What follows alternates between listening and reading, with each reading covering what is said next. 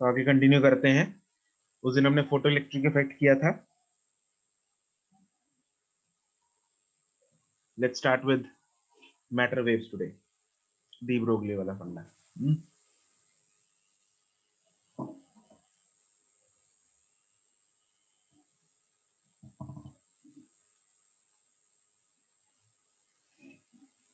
Matter waves, de Broglie ने क्या बताया था? डी ब्रोगली वेवलेंथ जो है, किसकी वेवलेंथ है और क्या उसने बताया था, क्या है? व्हाट डिड ही से? Every every moving particle has its own wave nature. right, every moving particle has a wavelength associated with it, right? और वो वेवलेंथ है, उसका फॉर्मूला क्या होता है? L H H upon h by p, h upon p. ठीक है जी, that is H upon M V हो गया। तो p क्या है? उसका मोमेंटम है, मास वेलोसिटी हो गया। अगर हमें इसका दूसरा फॉर्म यूज करना है वो हम ऐसा भी कर सकते हैं, h upon root of 2m E. ये ई कैसे आ गया? ई है या काइनेटिक एनर्जी जो भी है, ये एनर्जी हमने फॉर्मूला किया था ना काइनेटिक एनर्जी का, p square by 2m. Right. यहाँ से मेरे पास p क्या आ जाता है? Root of 2m kinetic energy. तो वहां से फॉर्मूला बन जाता है अपने पास डी ब्रोगली वेवलेंथ का। तो अब डिपेंड करता है उस पार्टिकल की वेलोसिटी पे और उस पार्टिकल के मास पे कि भाई कितनी वेवलेंथ होगी। एक्चुअली अगर वेलोसिटी बहुत ज्यादा होती है, मतलब मोमेंटम उसका अगर बहुत कम होता है, ठीक है, तो मास मतलब अगर ज्यादा होगा, रूटीन वाले जो पार्टिकल्स हैं मास बहुत ज्यादा होता है, उनकी वेवलेंथ बहुत ही नेग्लिजिबल होती है, इसलिए उनका वेव नेचर इतना डोमिनेंट नहीं होता। इलेक्ट्रॉन्स का मास बहुत कम होता है, 10⁻31 की रेंज में है, इसीलिए उसका वेव नेचर जो है वो एस्टैब्लिश किया जा सकता है। और उसके लिए डेविसन जर्मर एक्सपेरिमेंट था। इस साल वो खैर नहीं है तुम लोगों को, बट हम लोगों को याद होगा, मैंने बताया था Davisson Germer experiment was the experiment performed to establish the wave nature of the electrons। ठीक है जी। तो खैर, अच्छा अगर हम फोटोन की बात करें, फोटोन का वेवलेंथ का फॉर्मूला होता है, देखो E is equal to, photon की अगर हम बात करें, photon E is equal to H C by lambda होता है। तो यहाँ से लेमडा क्या आ जाएगा? H upon E by C. And what is E by C? याद है? It is momentum. U by C formula याद है? Yes sir. तो वही चीज है, एक्चुअली बेसिक फॉर्मूला वही है, lambda is equal to h upon p, h upon p इधर भी वही है, लेकिन यहाँ पे फोटोन्स के लिए एम एन टू वी नहीं यूज कर सकते ऑब्वियसली। तो लेकिन यहाँ से फोटोन का वेवलेंथ हम निकालते आ रहे हैं, बचपन से हम वैसे ही निकालते हैं। मैटर की हम वेवलेंथ इस फॉर्मूले से निकालेंगे। अच्छा, अब इसमें क्या है कि अगर मेरे पास सपोज क्वेश्चन ऐसा भी आता है कि भाई एक चार्ज पार्टिकल है, उसको एक पोटेंशियल डिफरेंस में एक्सेलरेट करा दिया, बताओ उसकी वेवलेंथ क्या होगी? तो उस केस में जो एनर्जी है वो हम उसकी कैसे निकालते हैं? Using that potential difference. ठीक है, चार्ज पार्टिकल के लिए if charge particle is accelerated through some potential,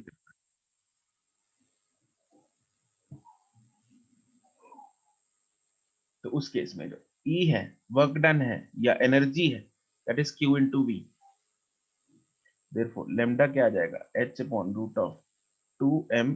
E था, E की जगह Q इंटू वी लिख दिया, ये फॉर्मूला बन जाएगा।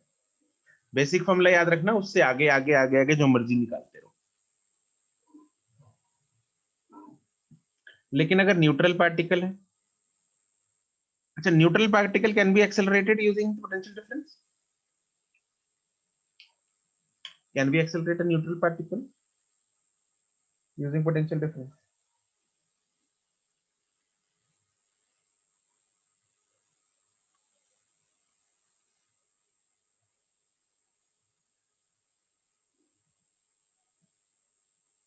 न्यूट्रल पार्टिकल को कर सकते हैं, दिग्गज.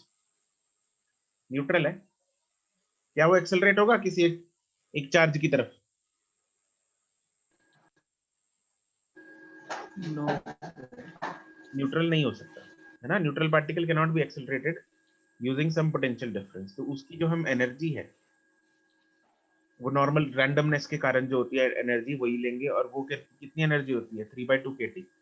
याद है ना? Yes, sir. तो Oh, Boltzmann constant. Boltzmann constant वाली इसकी जो एनर्जी है वो होती है 3/2 kT. तो यहाँ से मेरे पास जो लेमडा आ जाएगा h/√of 2me 3/2 kT. 2 उड़ेगा, h/√of 3m kT.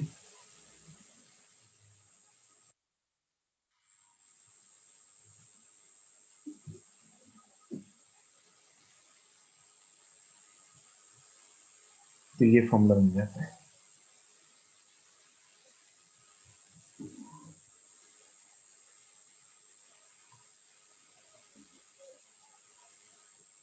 ठीक है ना.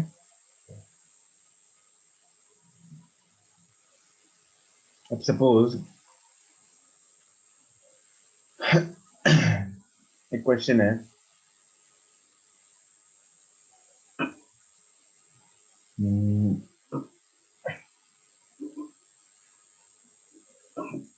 Question is, an electron and proton have same kinetic energy. Okay. Which particle has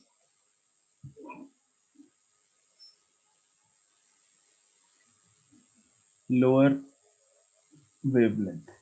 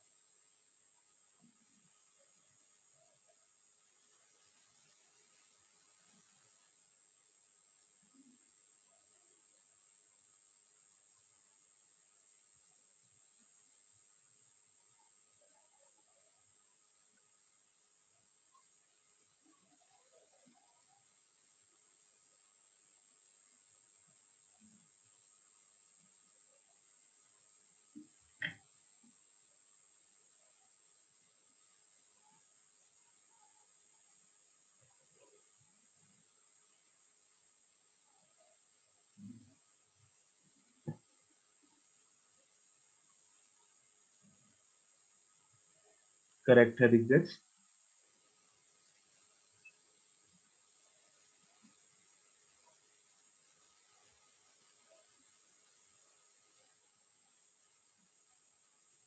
correct शुभ.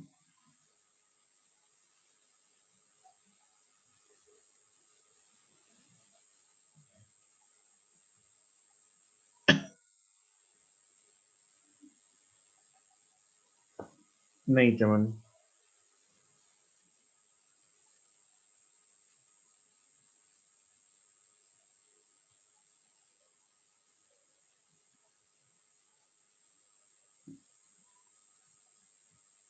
चमन क्या फॉर्मूला लगाया तुमने?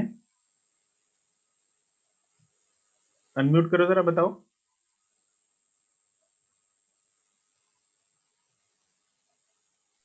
सर मैंने हायर लैम्डा देख लिया, उसका आंसर भेज दिया, सॉरी. अच्छा.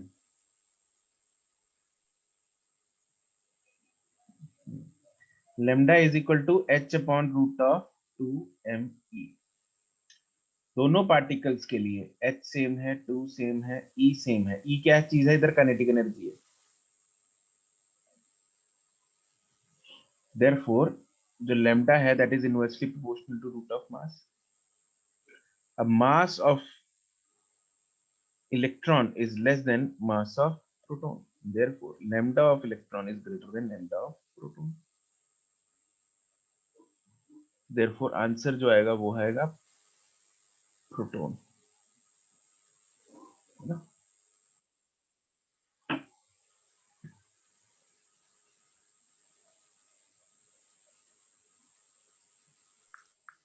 अच्छा, अब लेट्स से क्वेश्चन है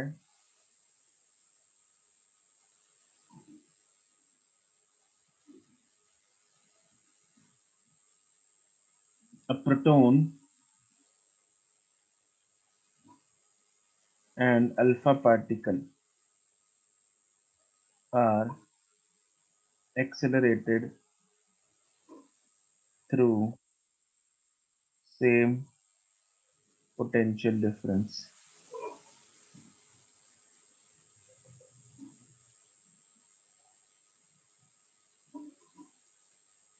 Find ratio of their wavelengths.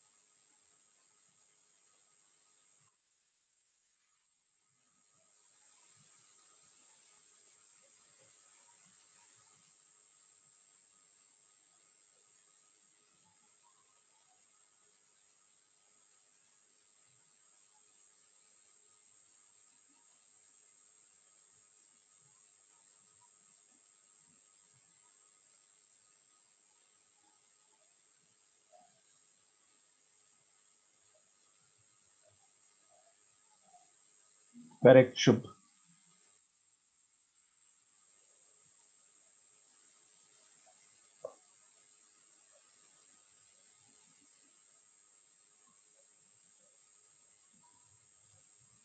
नहीं सुरभि।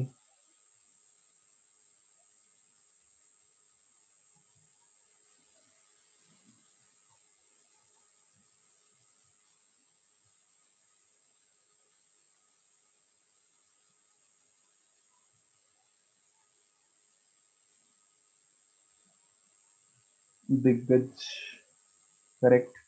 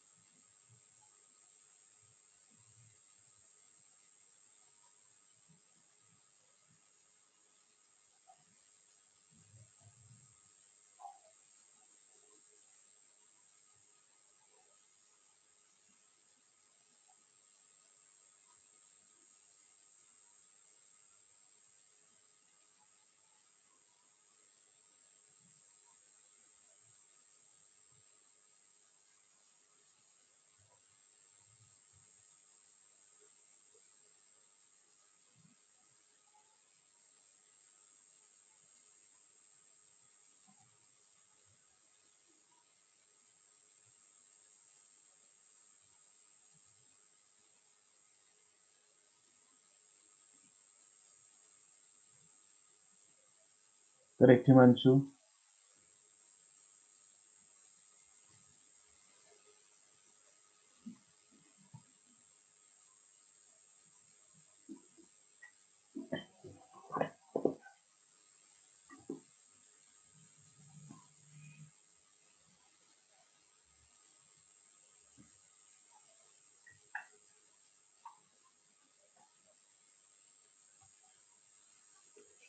करेक्ट नवीश।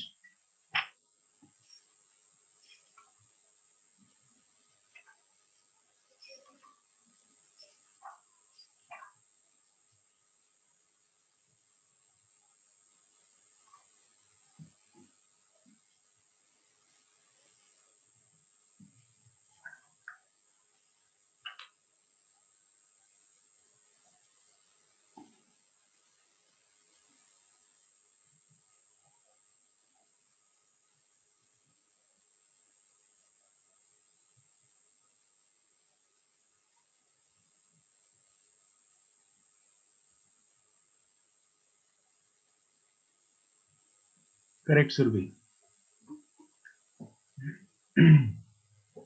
ओके, तो lambda is h upon root of, यहाँ पे हमें पोटेंशियल डिफरेंस की बात हो रही है तो हम फॉर्मूला यूज करेंगे 2m Q v। 2m e था, e को हमने q इंटू v लिख दिया। क्या क्या चीज सेम है? h2 और पोटेंशियल डिफरेंस सेम है, तो मतलब lambda is inversely proportional to root of M Q. Mass और चार्ज दोनों पे डिफरेंट होता है, तो लेमडा ऊपर पहले किसका आएगा? ऊपर प्रोटॉन का, अल्फा का?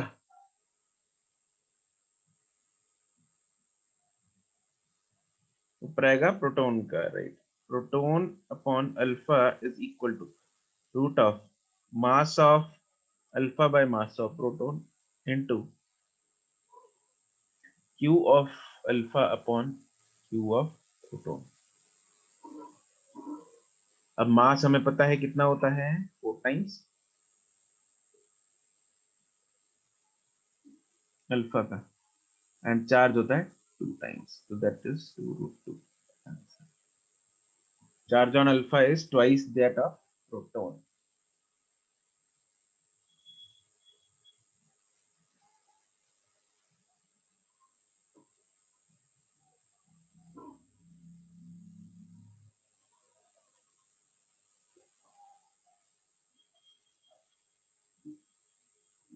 क्वेश्चन है 2009 का, if the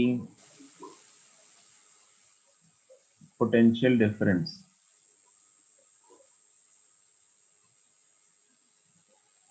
used to accelerate electrons is doubled,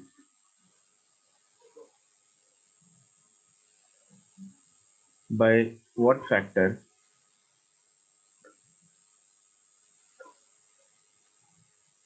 will the de Broglie wavelength change of electron?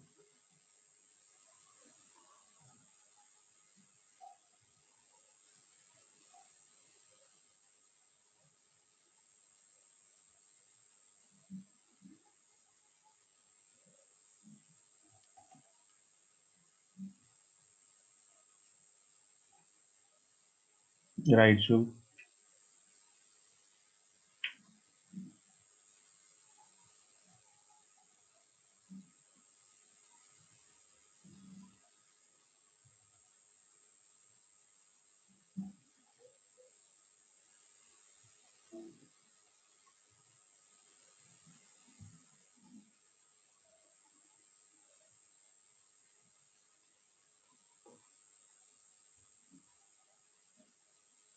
ना भाई दिग्गज क्या कर रहे हैं? Should be correct.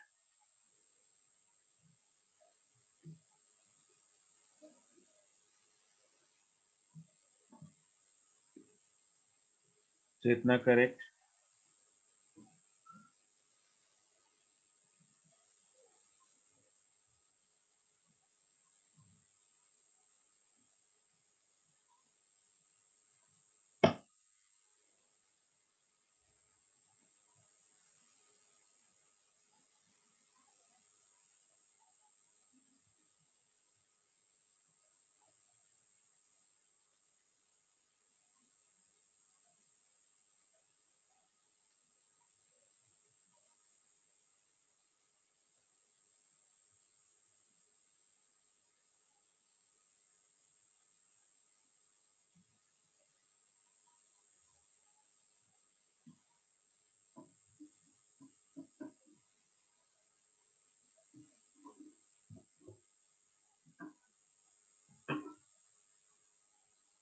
बाकी Vipal Nabha party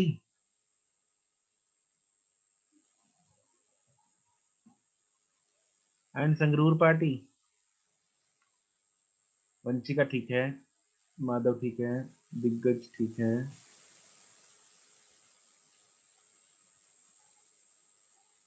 Divanshi, Chaman, Harshita,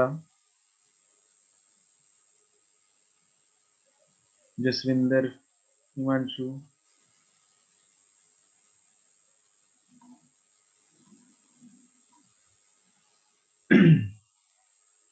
lambda is equal to h upon root of 2m e v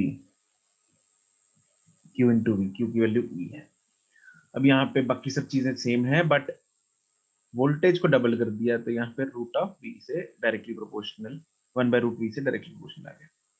तो lambda 2 by lambda 1 is equal to root of v1 by v2। नई वोल्टेज जो है वो डबल कर दी, तो v अपॉन 1/√2 टाइम्स हो गया।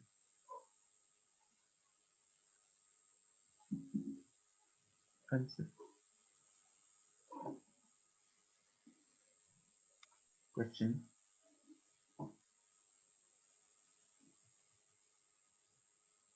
प्रोटॉन एंड इलेक्ट्रॉन 2012 का है, have same velocity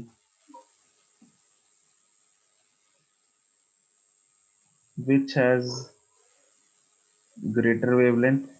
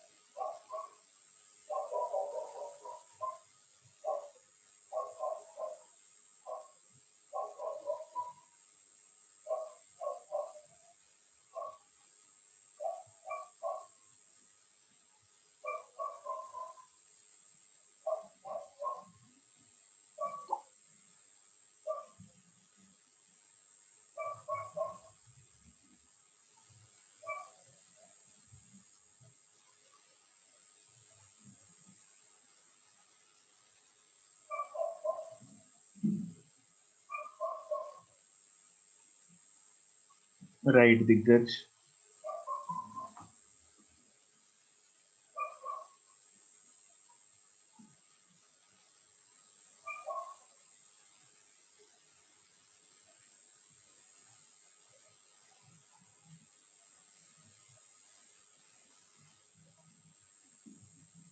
right, correct Divanshi, correct Vanshika, correct Chetna and नव्यूष।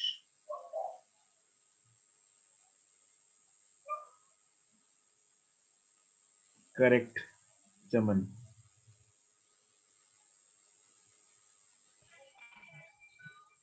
इधर हम फॉर्मूला यूज करेंगे h अपॉन mv का। mv क्यों यूज किया? क्योंकि करेक्ट हिमांशु, वेलोसिटी सेम दे रखी, अब वेलोसिटी सेम है, h भी सेम है, therefore lambda is inversely proportional to mass. अब मास ऑफ इलेक्ट्रॉन जो है वो कम है मास ऑफ प्रोटॉन से, therefore lambda of electron is greater then lambda of proton.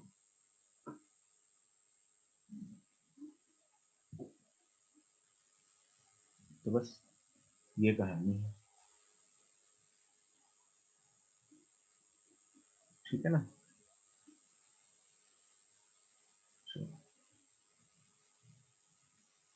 Next हम चर्चा करते हैं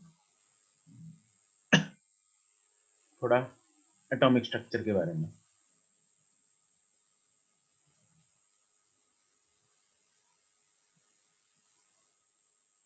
देखो, थ्योरी के लिए आपको बोर्ड्स के लिए different different type of atomic structures की नॉलेज होनी चाहिए, जो कि बहुत ही डिटेल में आपको केमिस्ट्री में है ऑलरेडी, है ना। तो लेकिन 11th में थी, इधर +2 में, तो बोर्ड में तो +2 वाला फिजिक्स में आएगी आएगी। तो सबसे पहला मॉडल कौन सा था? Dalton model.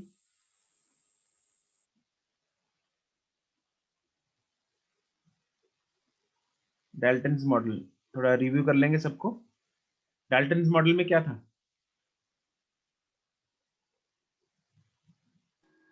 एटम इंडिविजिबल है। Atom is indivisible, right. उसने ये बोला था कि एटम जो है वो स्मॉलेस्ट पार्टिकल है ना, that is atom is indivisible, वो तोड़ा नहीं जा सकता। ठीक है जी, तो ये तो फेल हो गया। क्यों फेल हो गया? क्योंकि अगला जो मॉडल था जे थॉमसन वाला, है ना, उसने ये प्रूव कर दिया था कि भाई दो चीजें हैं अंदर, एक पॉजिटिव और नेगेटिव चार्ज है। ठीक है, तो इसलिए डिविजिबल तो है।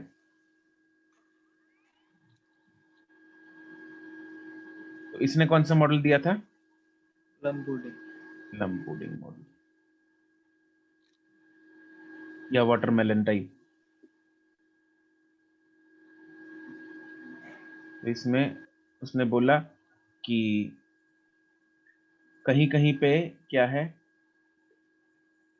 नेगेटिव चार्जेस बीच में, मतलब कि सेपरेट, मतलब कि पूरे बीच में तो नहीं है, लेकिन वैसे कहीं कहीं जगह पे है, डॉट्स की तरह से, जैसे वाटरमेलन के अंदर जो बीज होते हैं वैसे। हाँ, जो वाटरमेलन के अंदर बीज होते हैं वो क्या होंगे, वो नेगेटिव चार्जेस होंगे, और बाकी जैसे जो लार्ज बल्क हो गया वो पॉजिटिव चार्ज हो गया। ठीक है जी, तो मैं सारा बीच में यहाँ पे नेगेटिव, इधर नेगेटिव, इधर नेगेटिव, ऐसे फैला हुआ है नेगेटिव चार्ज, और ये सारा बाकी पॉजिटिव है, ऐसा कुछ। बट ये फेल हो गया। किसने फेल कर दिया? रदरफोर्ड ने, क्योंकि रदरफोर्ड ने एक गोल्ड फॉयल एक्सपेरिमेंट किया था, याद है? अल्फा रे वाले से। तो उसने अल्फा पार्टिकल्स को गोल्ड फॉयल पे जो है वो बम्बार्ड कराया था, अल्फा रे।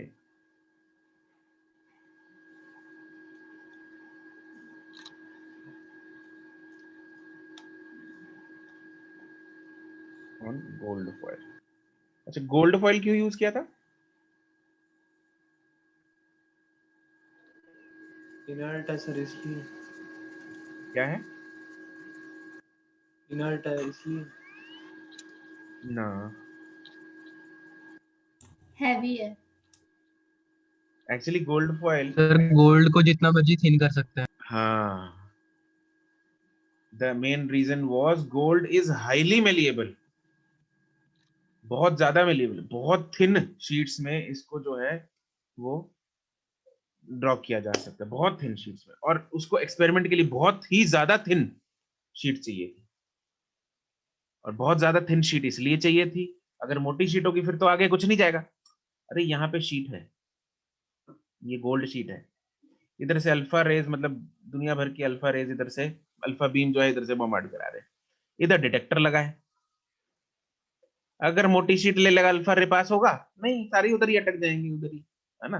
तो उसको चाहिए थी थिन शीट। थिन शीट की वजह से क्या था कि बहुत सारे मैक्सिमम अल्फा पार्टिकल्स तो जो थे उसको यहीं मिल गए, ऐसे ही सीधा ही। ठीक है, जो बीच में यहाँ पे जैसे कुछ एक कंसेंट्रेटेड, जहां पे न्यूक्लियस कंसेंट्रेटेड था, जो अल्फा पार्टिकल उधर टकराए वो वापस मुड़ गए, and that was 1 in 5,000, 1 in 8,000 के आसपास। इतनी कम रेशियो थी उनकी जो वापस बिल्कुल टकरा के उड़ गए। और बहुत ही थोड़े से जो थे तो थोड़े बहुत डिफ्लेक्ट हो गए। वो डिफ्लेक्ट किस वजह से हो रहे थे? यहाँ से रिपल्शन की वजह से, न्यूक्लियस की रिपल्शन की वजह से। ये न्यूक्लियस है, उन्होंने थोड़ी थोड़ी डिफ्लेक्शन शो की। ठीक है, तो रदरफोर्ड इस कंक्लूजन पे पहुंचा कि भाई सेंटर में जो एटम है, एटम के सेंटर में एक बहुत ही हैवी चीज पड़ी है, हेवीली पॉजिटिवली चार्ज चीज पड़ी है, जिसने अल्फा पार्टिकल को बिल्कुल रिपेल मार दिया, वापस ही भेज दिया। ठीक है, और बाकी आसपास थोड़ा थोड़ा नेगेटिव चार्ज है, आसपास फैला हुआ है, इलेक्ट्रॉन क्लाउड है ना, तो ऐसा फैला हुआ। तो ये तो उसका गोल्ड फॉल एक्सपेरिमेंट था। तो लेकिन इन सब के बाद जो लास्ट में आया वो था Bohr.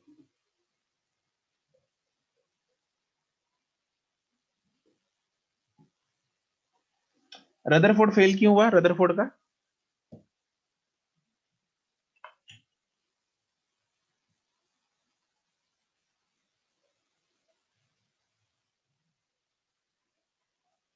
Why Rutherford model failed?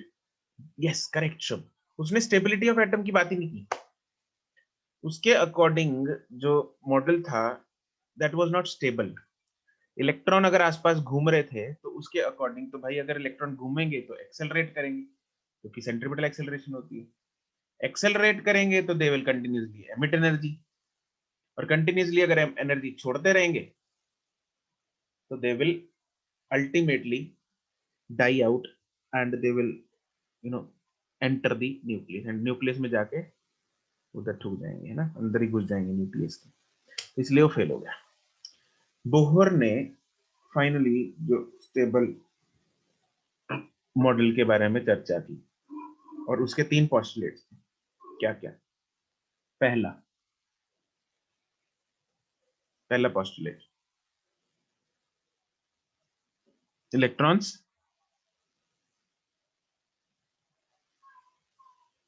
Move in,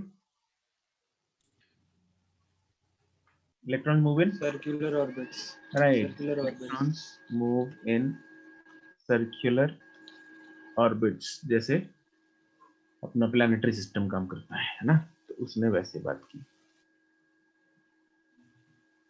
और सर्कुलर ऑर्बिटल सेंट्रीपिटल फोर्स लग रही है जो कि इलेक्ट्रोस्टैटिक फोर्स से आ रही है, मतलब सेंट्रीपिटल फोर्स इलेक्ट्रोस्टैटिक फोर्स से आएगी, मतलब mv² जो था that was k q1 q2 bye r², और k q1 कितना है ze, q2 कितना है e/r²। तो ये उसने पहला पोस्टुलेट दिया। दूसरा पोस्टुलेट क्या था? Electron can, orbits have fixed energy.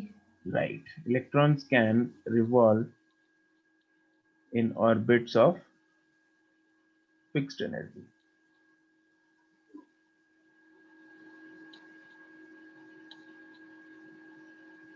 such that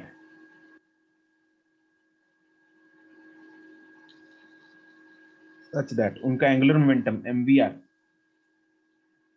is equal to nh/2π। और यहाँ पे n क्या होता है? शेल्स, शेल, इसको क्या बोलते हैं? Principal quantum number. Principal quantum number बोलते हैं केमिस्ट्री में तुम लोगों को, प्रिंसिपल क्वांटम नंबर।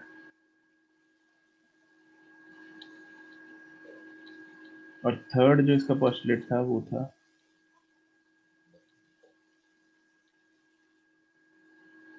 कि अगर एक इलेक्ट्रॉन हायर ऑर्बिट से लोअर ऑर्बिट पे जाएगा तो it will emit energy, it will emit a wavelength of having a particular energy, और वो कितना होगा? Delta E is equal to hc/λ या h न्यू।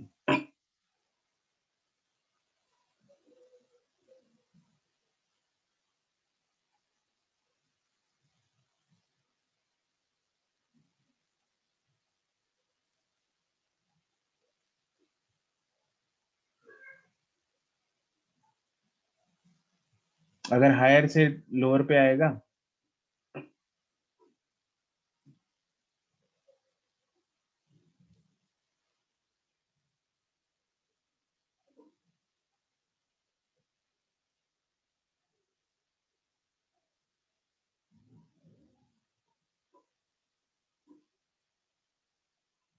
corresponding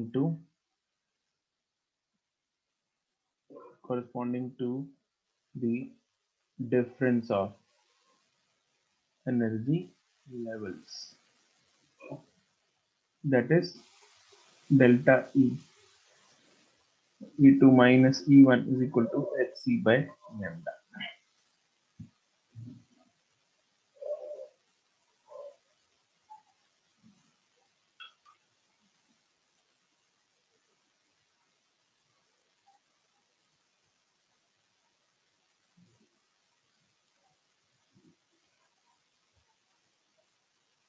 ठीक है जी।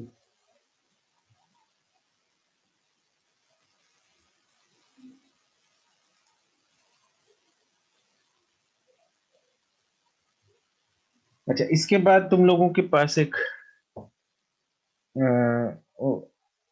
एक्सप्रेशंस याद है तुम लोगों को, रेडियस के, एनर्जी के, वेलोसिटी के?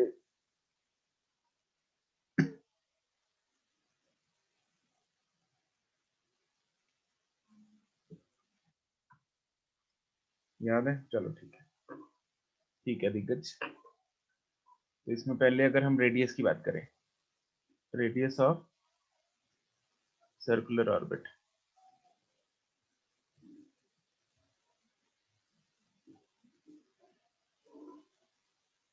कितना होता है? 0.529 into n square by z Armstrong. 0.529 into n square by z angstrom, right? Very important. This is radius of the nth orbit. और ये डिराइव कैसे होते हैं? यूजिंग एक तो ये वाली इक्वेशन, ये, और फर्स्ट एंड सेकंड पोस्टुलेट को यूज करके डिराइव हो जाएंगे। ठीक है जी।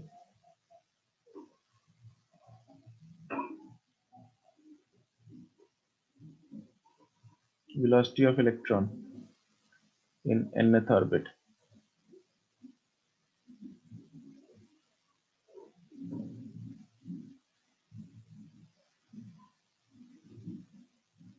ये कितना होता है? C by 137, Z by n. C by 137, right? Which is C by 137 भी लिख सकते हैं, which is 2.18 कुछ होता है। C by 137 into Z by n in meter per second.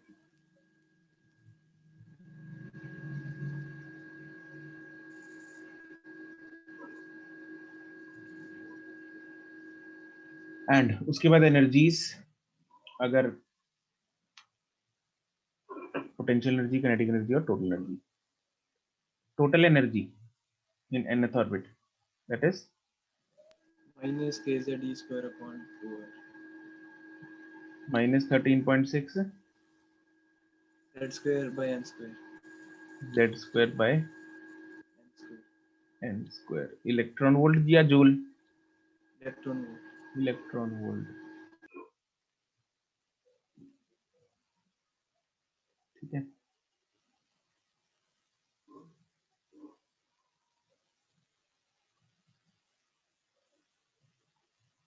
हाँ, जितना डेरिवेशन कर लेना, डेरिवेशन आ सकती है, we can't neglect it. First और सेकंड पोस्टुलेट को यूज करके डेरिवेशन हो जाएगी, मतलब एक एक्सप्रेशन में से दूसरे एक्सप्रेशन में डाल दो।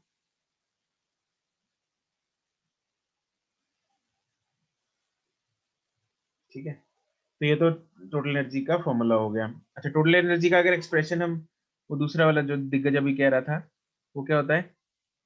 पोटेंशियल एनर्जी का फॉर्मूला क्या होता है? Minus kz e square by r. Potential energy is minus K Z E square by R. Kinetic energy कितनी होती है? पॉजिटिव में करते हैं और नीचे 2r आ जाएगा। के Z kz square by e square 2r. 2r। And in दोनों को जब सम करेंगे टोटल एनर्जी आ जाएगी। वो कितनी होगी? Minus K Z E square bye 2r।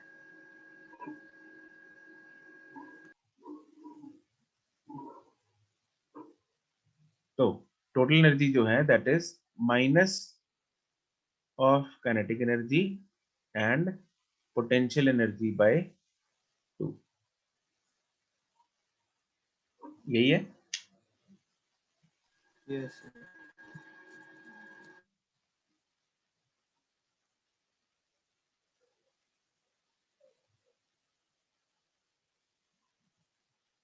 Ground state में n की वैल्यू क्या होती है? 0 या 1? 1. 1. 1। फर्स्ट एक्साइटेड स्टेट मतलब n इज इक्वल टू 2. 2। ठीक है, तो ये ध्यान रखना, इधर इधर फर्स्ट एक्साइटेड स्टेट में n1 मत पुट कर देना। ठीक है, तो ये जरा, वैसे तो अभी तो तुम लोगों के खून में बस गया होगा, केमिस्ट्री में पढ़ पढ़ के, बट स्टिल ग्राउंड स्टेट के लिए n is 1, first excited state n is 2 and so on. ठीक है, ये जरा ध्यान रखना इधर। ओके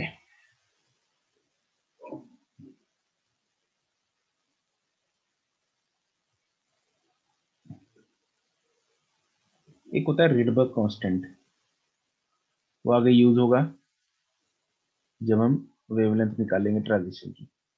उसकी वैल्यू क्या होती है?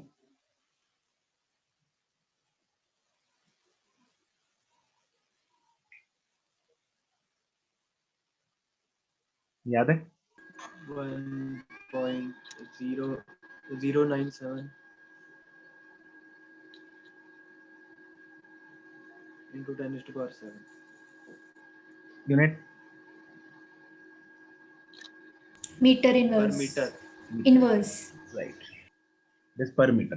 रिडबर्ग कांस्टेंट की वैल्यू ये है अप्रोक्सीमेटली 10 पावर 7। हम ले सकते हैं इसको कैलकुलेशंस को आसान करने के लिए। ठीक है जी, ओके। ये जो चीजें हम लिख रहे हैं इनको तो छोड़ना ही नहीं, बिल्कुल जरूरी है।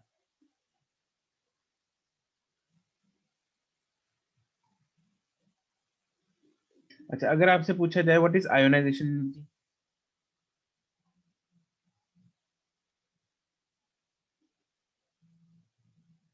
आयोनाइजेशन एनर्जी क्या होगी? Energy required to ionize that atom, right. Ionize का मतलब इलेक्ट्रॉन को किधर फेंकना है? ग्राउंड स्टेट से किधर? फर्स्ट स्टेट में, सेकंड में, थर्ड में, कहां पे? Atom से बाहर. एटम से बाहर मतलब इन्फिनिटी। ठीक है ना? तो अगर मैं पूछूं कि भाई ये बताओ मुझे कि यहाँ पे हमें फेंकना है n1 from ground state to infinity, तो आयनाइजेशन एनर्जी अगर हाइड्रोजन एटम की पूछी जाए तो कितनी होगी?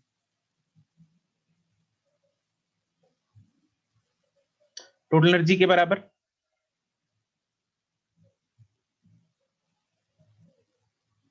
Can we say that this is minus of total energy? Yes, sir. Yes, sir. इसमें किसी को शक? क्योंकि टोटल एनर्जी जितनी है इसकी कितनी होती है? -13.6 होती है, तो इसकी आयनाइजेशन एनर्जी हो जाएगी +13.6 इलेक्ट्रॉन वोल्ट। तो इलेक्ट्रॉन के पास ये यहाँ पे जो इलेक्ट्रॉन है उसके पास एनर्जी कितनी है? -13.6, और इसको इन्फिनिटी पे फेंकना है। इन्फिनिटी पे एनर्जी कितनी होती है? 0। तो मुझे कितना ऐड करना पड़ेगा इसमें? +13.6 करना पड़ेगा, तभी टोटल बनके क्या हो जाएगा? 0 हो जाएगा। तो आयनाइजेशन एनर्जी होगी माइनस ऑफ टोटल एनर्जी। क्या समझी? समझ गए?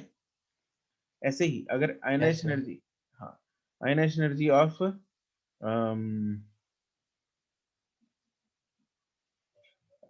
अगर हीलियम पॉजिटिव आयन की पूछी जाए,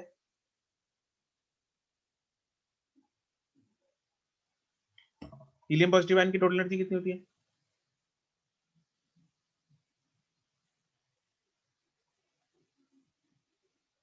13.6 into 54.4 13.6 into देखो टोटल एनर्जी का फॉर्मूला क्या था? Z² n²। Z कितना है हीलियम का?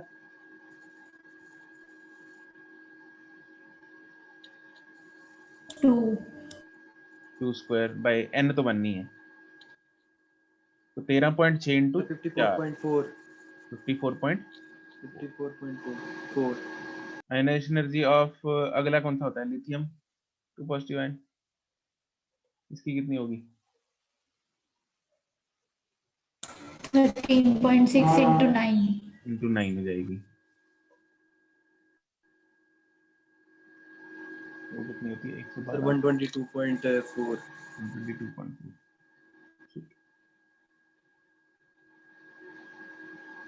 ठीक है, तो फंडा याद रखना है आपको, क्या कैसे निकालना है। वैल्यूज तो क्या रट्टा मारोगे, वैल्यूज नहीं याद रखनी, फंडा याद रखो। ठीक है जी।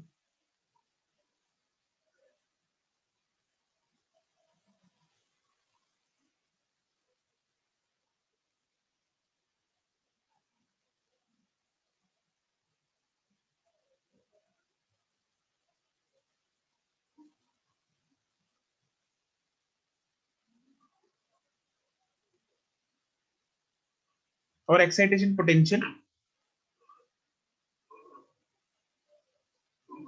या आयनाइजेशन पोटेंशियल। देखो आयनाइजेशन एनर्जी है तो उससे आयनाइजेशन पोटेंशियल क्या होगा, एनर्जी एंड पोटेंशियल साथ में लिख लेते हैं, आयनाइजेशन पोटेंशियल। एनर्जी से अगर पोटेंशियल निकालना है, ionization potential of hydrogen atom, वो कितना होगा, 13.6 इलेक्ट्रॉन वोल्ट एनर्जी है तो पोटेंशियल कितना होगा, 13.6 वोल्ट। कोई तकलीफ इसमें, है ना। आयनाइजेशन एनर्जी हमें हीलियम पॉजिटिव आयन की पता है, तो ionization potential of helium positive ion की कितना होगा, 54.4। तो बच्चों अगर एनर्जी पता है तो E से डिवाइड, Q से डिवाइड, हम energy divided by charge potential आ जाता है। तो चार्ज किसका है, इलेक्ट्रॉन का। इलेक्ट्रॉन का चार्ज E होता है, उससे डिवाइड कर देंगे, E कट जाएगा, मेरे पास जो पीछे सिर्फ वोल्ट बचेगा, तो उतना ही मैग्नीट्यूड वोल्टेज में आ जाएगा। तो ionization potential of lithium 2 positive is 122.4 volt. ठीक है जी। तो पोटेंशियल और एनर्जीज बिल्कुल सेम ही होती हैं, बस चार्ज का फर्क है।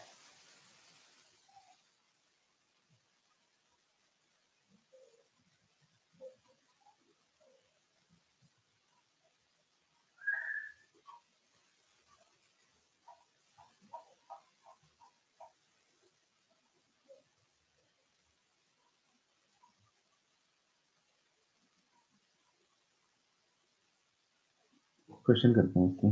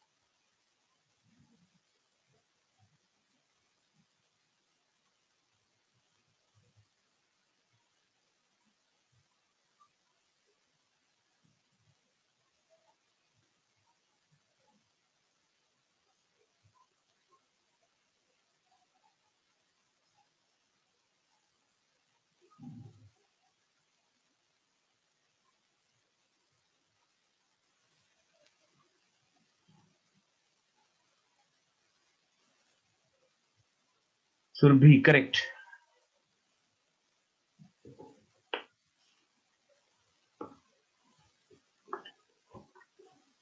नहीं दिग्गजम।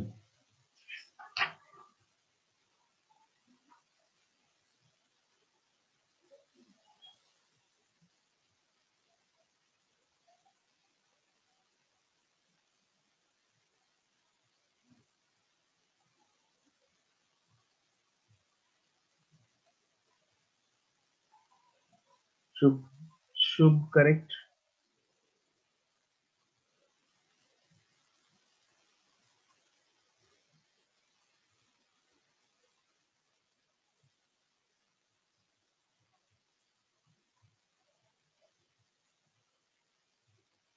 चमन Navyush correct.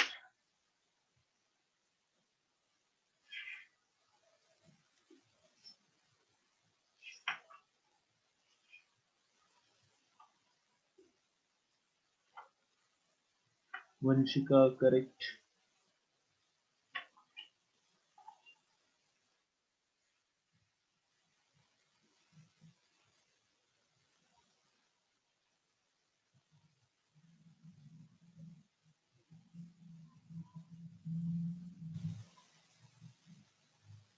Chetna and Diggaj correct.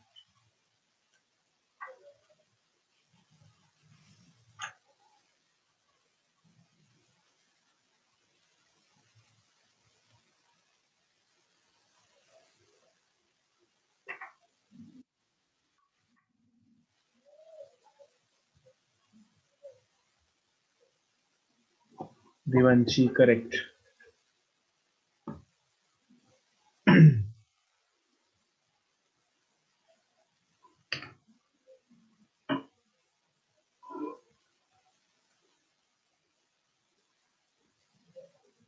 ये हमें क्यों दे रखा है angular momentum is equal to 3h upon 2 pi? N निकालने के लिए सर। n निकालने के लिए। यहाँ से n कितना आ गया? 3 3। अब n पता लग गया तो यहाँ से टोटल एनर्जी आ जाएगी। टोटल एनर्जी का फॉर्मूला क्या होता है? -13.6 into z square by n square. z square by n square. n square electron volt. z की वैल्यू 1 है। टोटल एनर्जी आ जाएगी मेरे पास -13.6 into 1 divided by 9 electron volt and this is -1.51 electron volt total energy. और हमें पता है kinetic energy कितनी होती है? Minus of total energy, therefore it is 1.51 electron volt। ठीक है।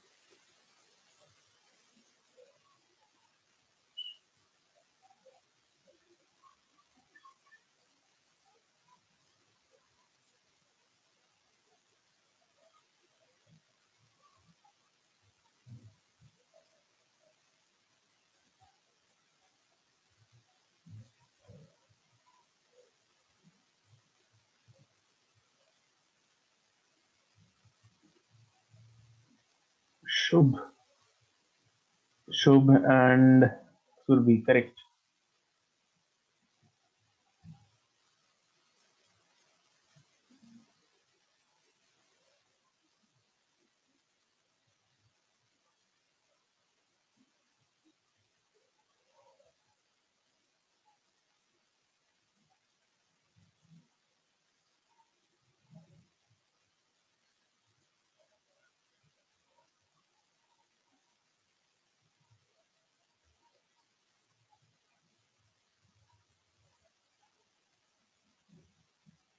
दिग्गज करेक्ट, सुमन नहीं,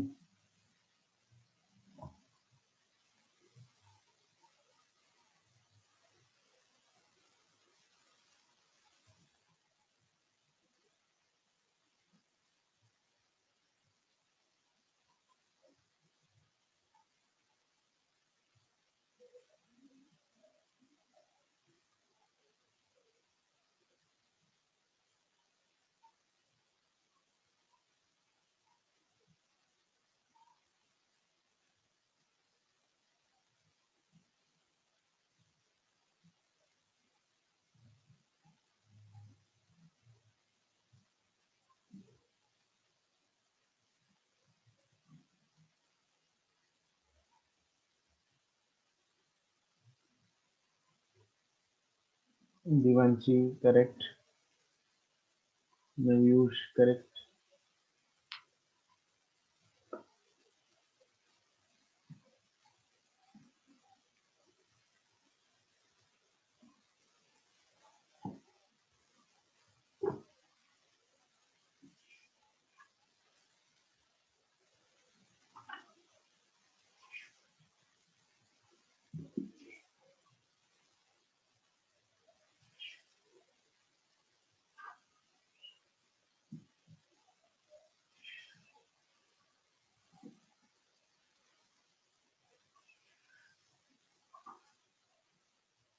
हाँ चमन अब ठीक है।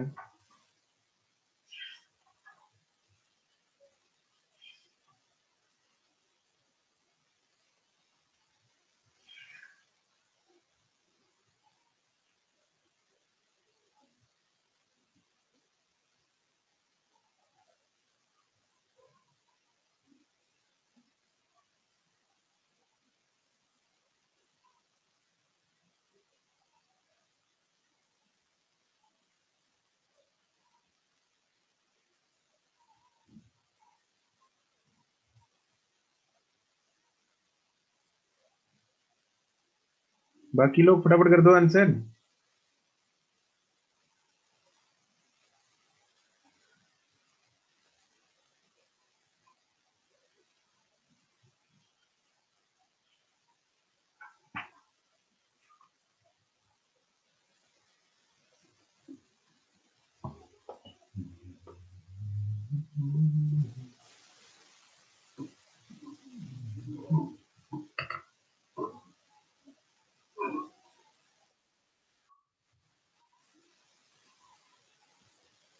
Sukhman correct,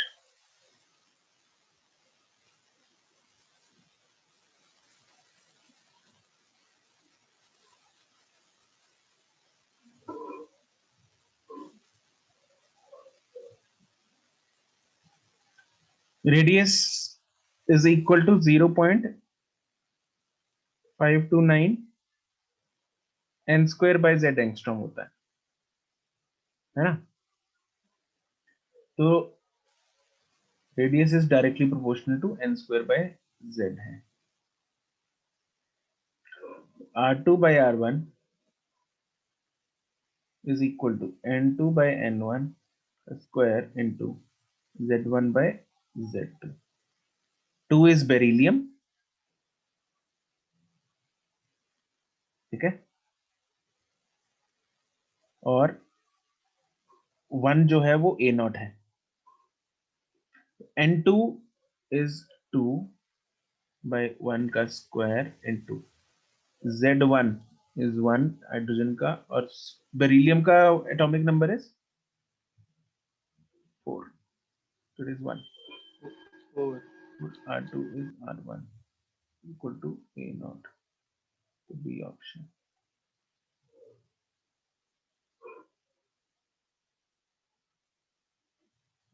Next, if the 2010 का है, if the radius of innermost electron orbit of hydrogen atom is 5.1 into 10 raised to the minus 11 meter,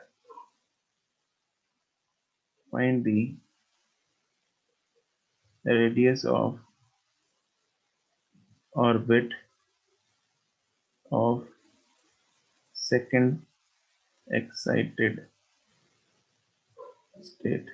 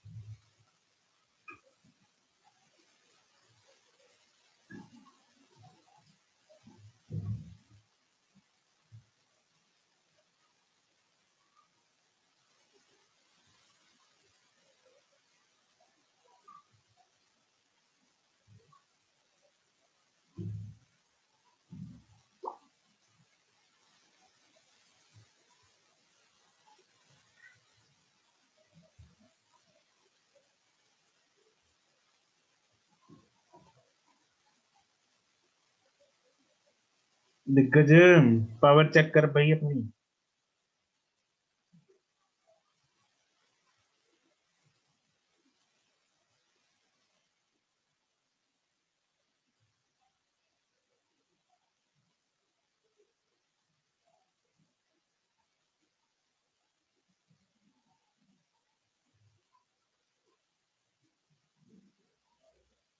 नहीं दिग्गज, पावर ठीक करो।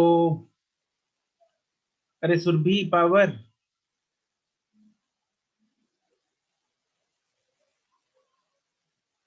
सुखमन नहीं, शुभ, शुभदीप मल्टीप्लाई करके भेजो। सुरभि हाँ ठीक है।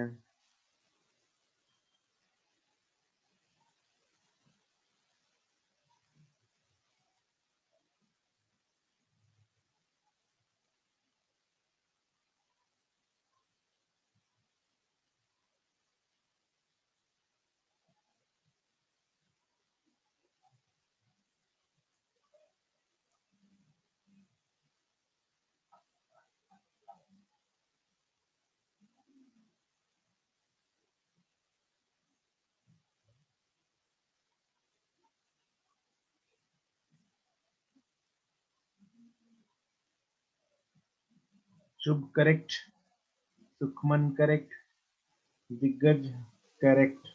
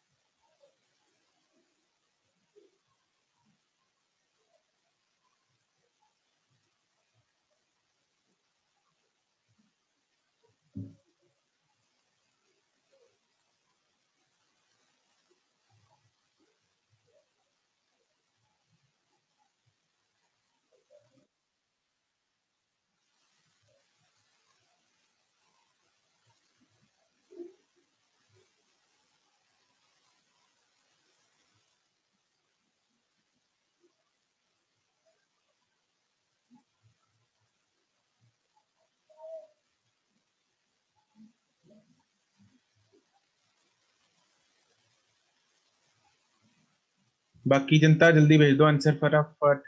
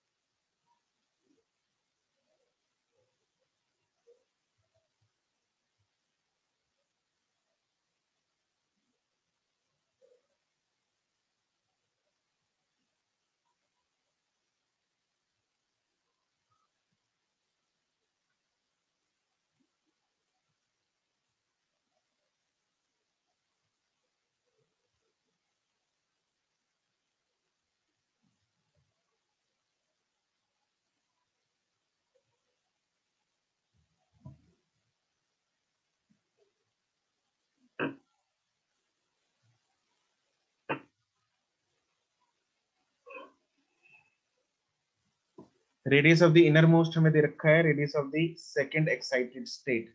इनर मोस्ट मतलब n1 इज 1, उसका रेडियस हमें दे रखा है r1 is 5.1 into 10⁻⁻11 metre.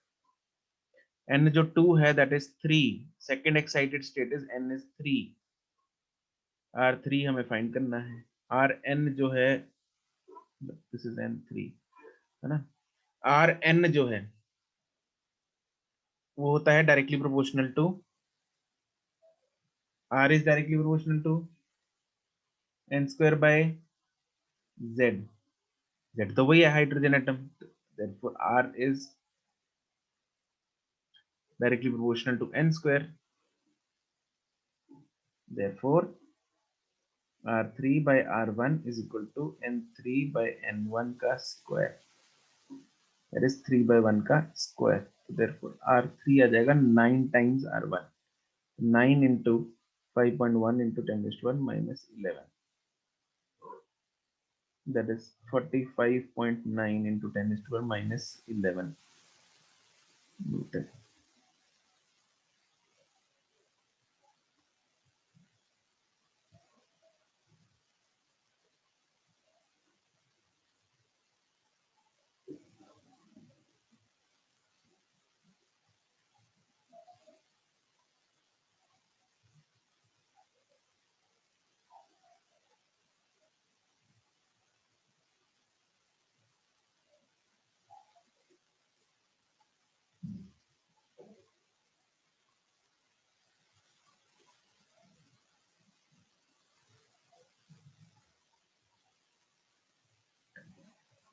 Okay, अगला क्वेश्चन जो है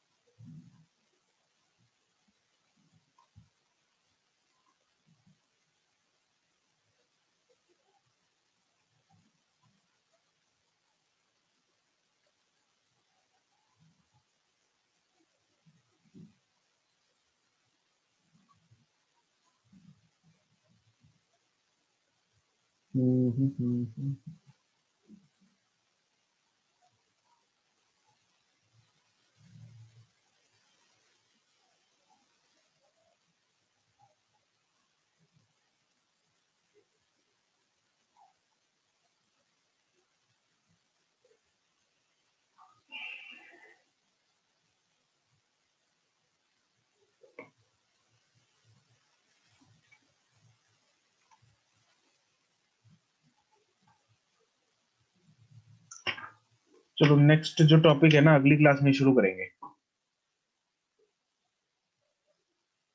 इसी से रिलेटेड है क्वेश्चंस। और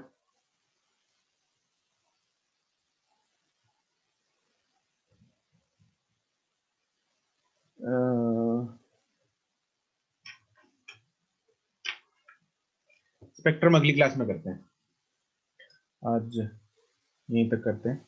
will start with the spectrum, hydrogen spectrum अगली क्लास में करेंगे जिसमें सारी सीरीज वगैरह करेंगे और एनर्जी कैलकुलेशंस करेंगे, ठीक है जी। फिर थोड़ा सा बच जाएगा। You guys start with the, आज मुझे सिर्फ शुभ ने भेजे हैं एक्सरसाइज करके, फोटोज क्लिक करके, no one else has send me the homework. तुम लोग अगर कंटिन्यूअसली होमवर्क करो साथ में तो अच्छा है ना। तो send me your homework daily, जो भी तुम लोग कर रहे हो, चाहे फोटोज क्लिक करके मत भेजो, सिर्फ इतना बोल दो कि हाँ सर हो गया, ठीक है, सिर्फ इतना लिख के भेज दो, वही बहुत है। लेकिन be punctual and revision sheet जैसे ये चैप्टर खत्म होगा, हम हमारा नेक्स्ट क्लास में नेक्स्ट चैप्टर खत्म हो जाएगा, तो फिर Saturday we will discuss the sheet, ठीक है जी। चलो आज के लिए इतना ही, गुड बाय।